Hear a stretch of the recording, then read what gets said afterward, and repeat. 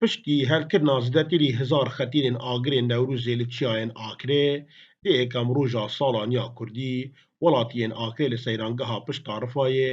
seyranên xwe birêvebirin. Bi vê helkeftê jî Rêveberiya Geşt û Guzara Akrê ahengeka xêzanî saz kir.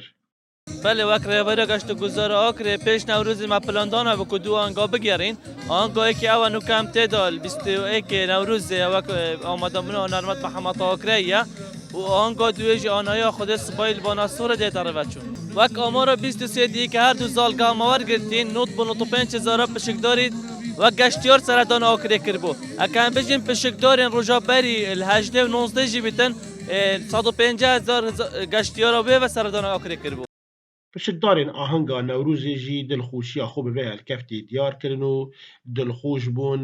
bi vê ahengê sererayê hebûna qeyranan. Belê ew dibêjin Newrûz cejna Kurda ye û pêtiviye em cejna xwe bi dilsozî encam bideyn. بەڕاستی نازانم ئەو ساڵەتی پێم خۆش نییە بەو نەورۆزە دەڵێن کە پار خۆشتر یان پێرا خۆش بەس خۆشیت بەڕاستی تێدانە لە بۆی گرانیە و وەسعەکە زۆر گرانە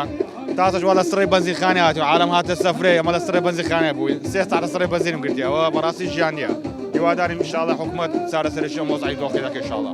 راستی پشتارۆفۆی جیایکی گەشتیاریە نای تەشبیر کردن تو ئەف ساڵە ڕێڤەبەریە گەشت و گوزەری ڕاو بە سازکردنا بان جورە حەفلا و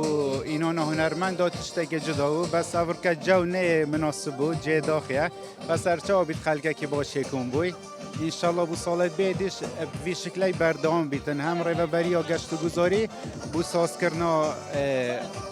بان جورە ئاهەنگە Seyrangeha Pişta Rifayê li salên nû heta nûta destpêka salên 2000 cihê seyranên Akrê bû. Nûke dubare hêdî xelek qesta wî cihî dikin. Mihemed Tahaya Akreyî jî bi deng û stranên xwe dilxweşiya xelkî zêdetir lê kirbû. İsmaîl Seîd, Dezgehê Mîdyayê Badînan, Akrê.